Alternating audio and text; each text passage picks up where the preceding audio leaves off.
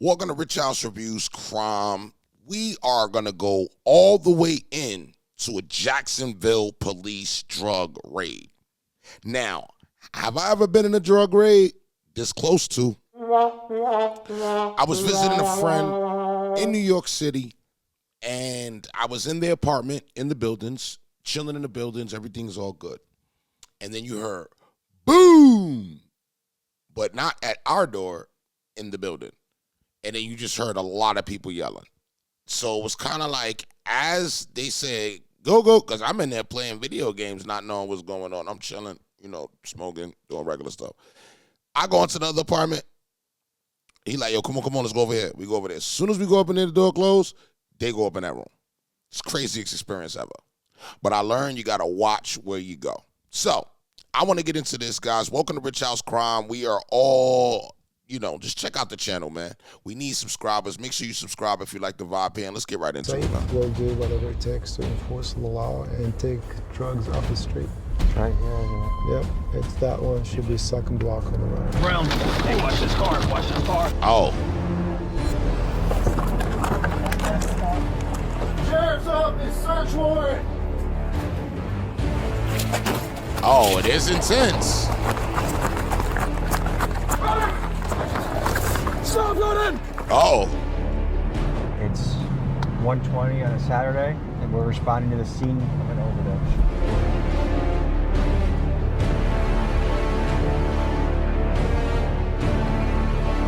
Okay.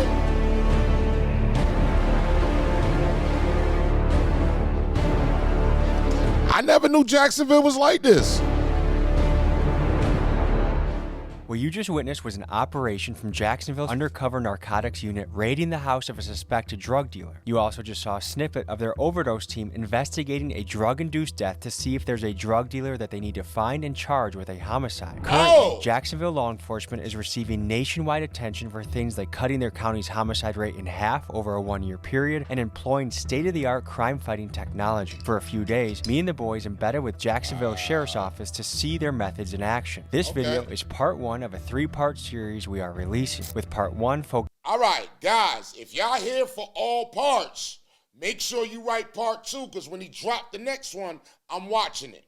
Focusing on how Jacksonville fights drug-related crime, and for part two, we will be on a night patrol with cops and K-9 units, and for part three, we will be looking into how their SWAT team and gang task force tackles murders and gang violence. This, folks, is unprecedented access that we are proud to bring to you. Let's get to it. All right, Jacksonville.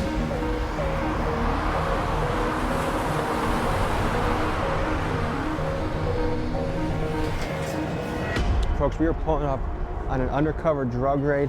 There's a drug task force here in Jacksonville that is really trying to crack down on fentanyl and the problems that drugs bring into a community. Yeah. This is a blood pumping type of experience. This is something where you breach a door and someone resists. And the whole door came off. You might have to bring in SWAT. You might have to, it's a high pressure job. Let's go in and check this out and see what the next step is. We were walking into an office where undercover officers worked and where their top secret operations were planned. So we were instructed to keep the cameras low until it was time to move out on this raid. Damn, this is deep. So I'm Lieutenant Manna with the Jacksonville Sheriff's Office Narcotics Unit. I'm over narcotics and vice. And what's the operation today? What are we looking for? Today we have a search warrant for a drug house. We got action buys from the property, and on this channel we say we got action when things start getting hyped up, man. So make sure you join the gang. We got action. They selling drugs from inside the house. And we are going to. It's on the west side of town. Is there a particular drug we're looking for? We conducted several buys. We bought crack cocaine. Oh. How many? Who the hell selling crack in 2025? Yeah, he need to go to jail. Need to upgrade your hustle. 2-3 a week. Do we know if the guy living here has many firearms? We haven't seen any, because if we did, it would qualify for SWAT. So the guys, the job they do is very dangerous, especially the first person inside the property, because you just don't know what's behind the closed doors. Wow. If you need to throw one of us in as human bait to make the operation go through, just we'll draw straws. Hell nah. All right, let's go.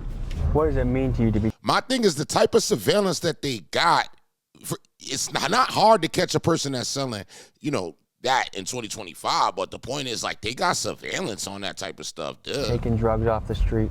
It means a lot. We try to keep our community safe, and obviously this is a vicious circle with supply versus demand, but we'll do whatever it takes to enforce the law and take drugs off the street. Do you think you'll ever completely wipe drugs off the street? I think you can put a dent to it. I don't think you can wipe it off completely because there are some, for instance, marijuana is legal in certain states. It's a very tough challenge. Again, it's a vicious circle. It's supply versus demand. That makes sense.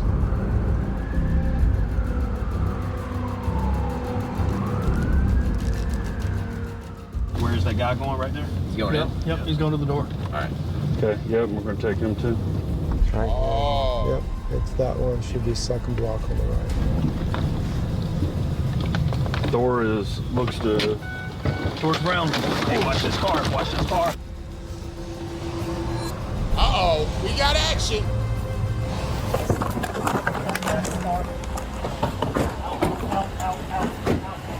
Sheriff's office, search warrant. Uh-oh.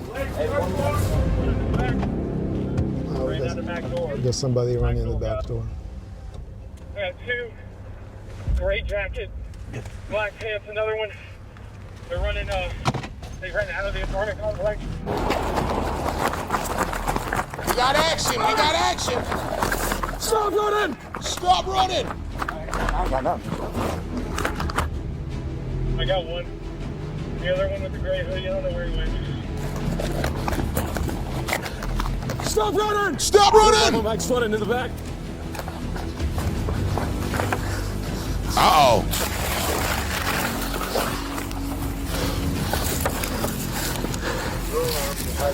You better run. One of the page cars coming around. You got high. That wasn't even no chase. He done gave up.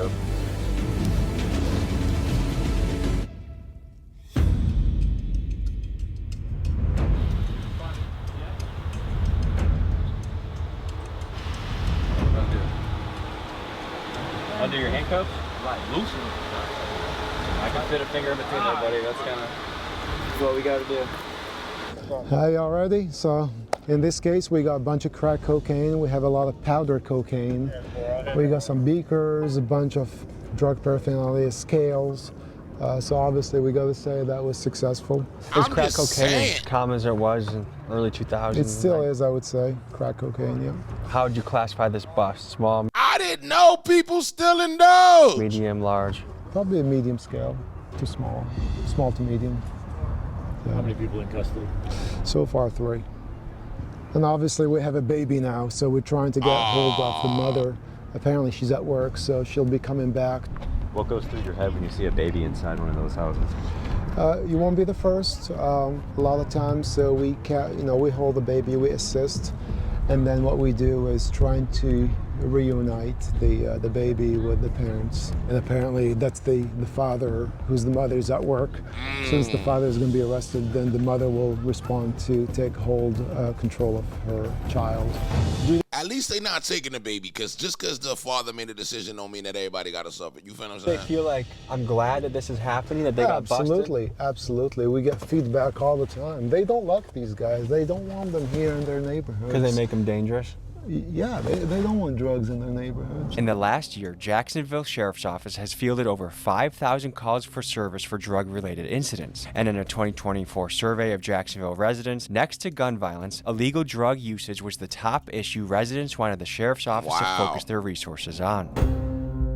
See? That's the problem, that fent, We've been on man. standby the 4 days we've been in Jacksonville for when an overdose happens, we're going to get the call.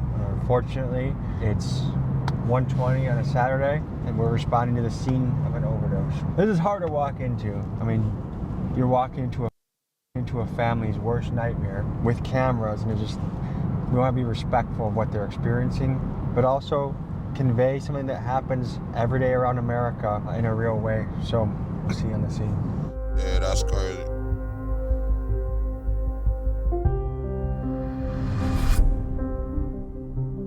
Right now the victim is still present, so we're going to allow you guys to come in, just kind of keep a distance. we'll be collecting a bunch of things. I think that would be very good, and like as far as the recording and stuff. Who are you and what do you do? What's your role? So I am Sergeant Kay Cruz. I am with the Jacksonville Sheriff's Office. I'm a part of the Narcotics Overdose Death Investigations Unit. We are allowed to cross the threshold and film inside the Valley? Yeah. Just Because don't. we have consent from the family? Yeah, and then that's also why I was speaking to the next of kin, because I didn't want her to be like, why is media here? So What has you wearing a mask to the scene? We wear those to protect our identities. Oh. Because a lot of us work in an undercover capacity, so that's why we wear the mask, because we're out in the public. So we just try to conceal our identities from, members of the public, because you never know if someone here at the scene provided drugs to the victim. They look like YNs. People could potentially be a suspect or a drug dealer for a case that we encounter later. Is it possible that you might find the dealer, you might do an undercover buy from the same dealer that sold here? Yes, it's possible. Because that way you're familiar with the case. Yes. Have you ever been in a sketchy situation? A lot of them. Explain one of them. I've been locked in hotel rooms with Wow. before. Sometimes they'll do that to make sure no one's coming in behind you, so you're in there with them trying to buy drugs, and they'll lock the doors behind you. They have guns on them. They have drugs there. There was a case in Miami recently where they made an undercover actually smoke fentanyl just to say that he wasn't an undercover. Did he pass away? No, he did not. What she's referring to is an insane story that just happened a couple weeks ago. A Miami fentanyl dealer got suspicious of an undercover agent and gave the guy two options. You either smoke this fentanyl and die, or I'm going to kill you anyways. Terrified, the agent had no choice but to hit the Chinese import in front of the dealer. Somehow he survived, and SWAT raided these guys soon after. And it just goes to highlight the incredible danger of this undercover profession. I've had drug dealers before try to get me to smoke drugs. Whoa. And it's just, it can be pretty dangerous and sketchy. Pretty much this entire career is pretty dangerous. Florida lawmakers are not alone in expressing the sentiment that a drug dealer should be subjected to harsh penalties, particularly if they can be tied to an overdose death. In fact, just recently, Trump made headlines again by stating his long-term position that drug dealers should receive the death penalty. I don't know about that, though. I think that it really should fall on the person. I think that it's your choice to do it. I mean, the seller, that's a whole nother thing if you catch them selling it. But to go back to them and go, we found out that you sold it, you should. I don't know about that one. Unless you have the death penalty for drug dealers, you don't have to get rid of the drug problem. Put that through your head, okay? As someone who knows the drug dealing black market much better than Trump, I think the numbers he's throwing out are extreme exaggerations that have no root or basis in fact. A drug dealer will kill 2,000, 3,000, 5,000 people during the course of his or her life. It really depends on what someone's selling. If someone has sold fentanyl, obviously they have a much higher chance of causing an overdose death. But for some guy trapping weed, it is actually impossible that anyone has died as a result of this drug. It says on the DEA's own website that no one has overdosed from marijuana. Ever. And yet it's still a Schedule I drug. However, I do agree that a drug dealer needs to be held liable if what he sells kills someone. The question is, to what extent?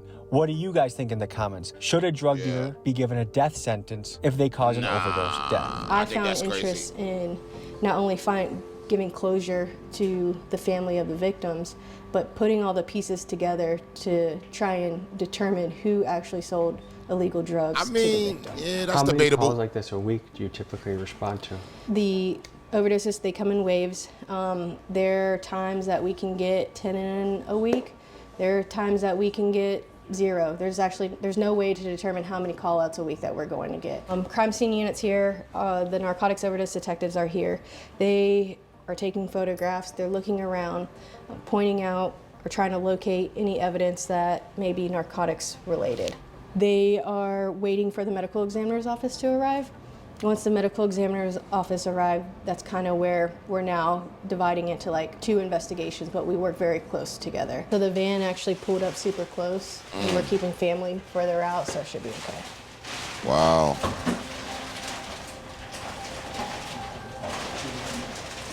I don't know how you guys do this day in and day out. I suppose just like anything, The more that we you adapt see to it, the more that you adapt to it. And like I said, with these investigations, it affects the family more than anything. Damn, it's crazy.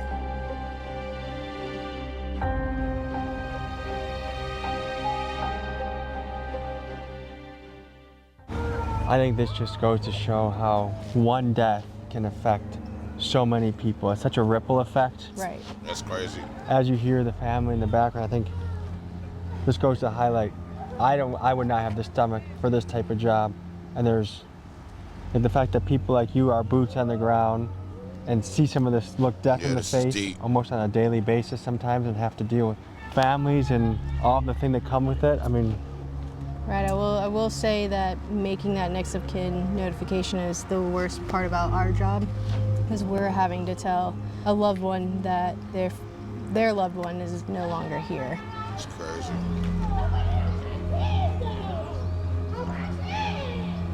what I've seen in my own family. All right, man, that was inside of a Jacksonville police drug raid. If y'all got any suggestions on other videos that I should react to, drop them in the comments. Appreciate y'all for being here. Make sure y'all subscribe. I got 3 other channels above my head, and I'll see y'all on the next one. I'm out of here.